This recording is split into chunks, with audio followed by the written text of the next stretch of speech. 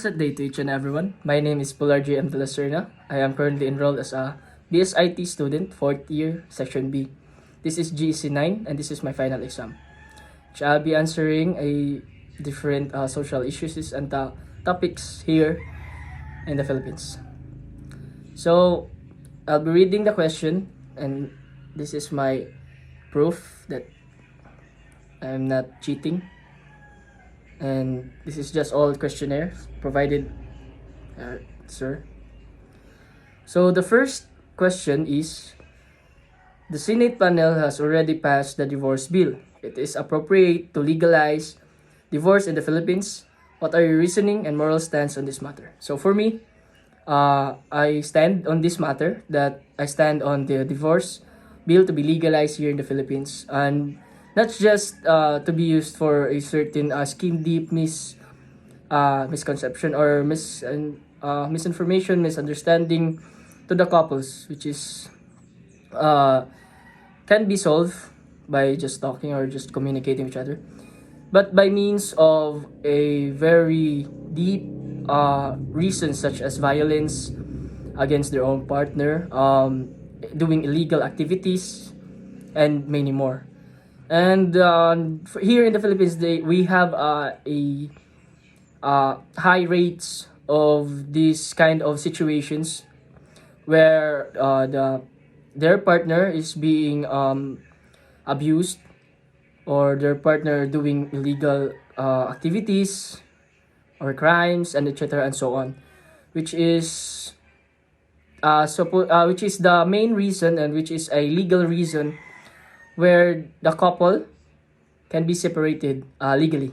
And the next question is capital punishment inconsistent with pro-life? What is your objective moral stand on death penalty? Justify and support your answer arguments in these issues. Well, for me, yes, it is inconsistent to pro-life. And morally speaking, I stand on these punishments on my own personal reasons and opinions, but also I have a moral justification on this one. And first of all, these punishments are only for those who committed serious crimes, so for those who are doing illegal activities, and so on and so forth. And all the people who are not involved in this kind of matter is not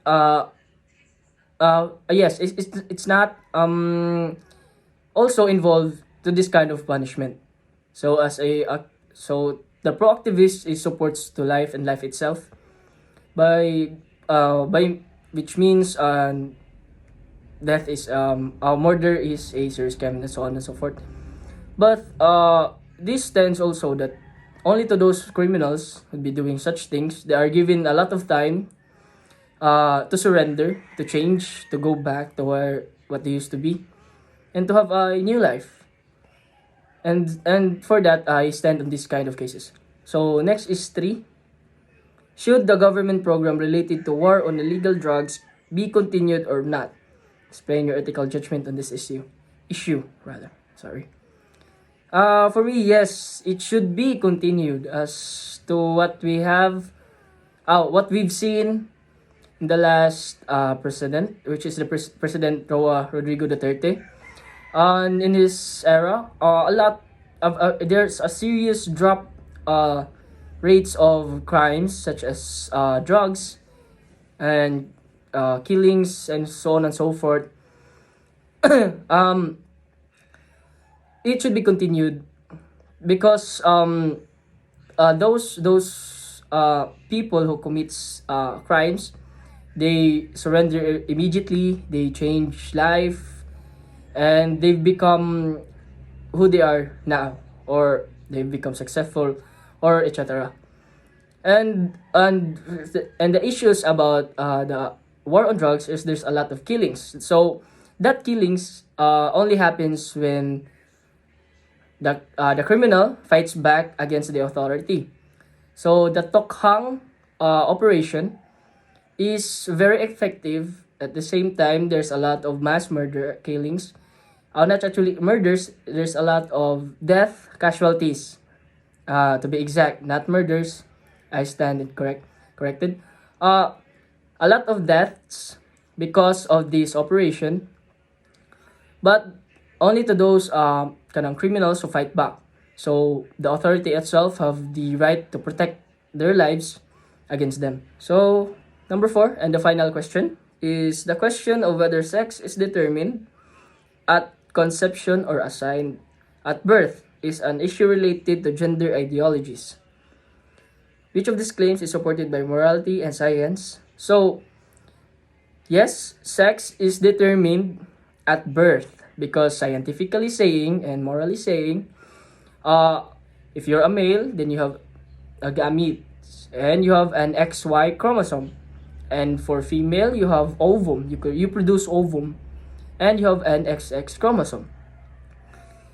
By then, only to those of a certain age of the child, which he or she discovers a lot of things in life, which then leads to their conclusion or whether they are a male or female or they're still confused or whatsoever. It became their ideology. It became their it became their ideal things that to be considered said. Um, and by saying that is that it's even though you change at a certain age, you transition yourself from male to female or female or vice versa. Still, it cannot change the fact that you produces gamete and the female produces ovum and you have an XX chromosome and XY chromosomes which cannot be interchanged and which cannot be changed. Our genes, DNAs, and so on.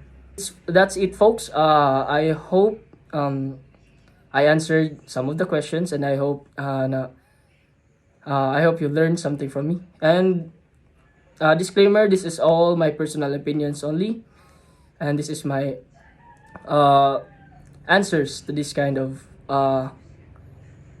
issues here in our society, here in the Philippines. Thank you and God bless.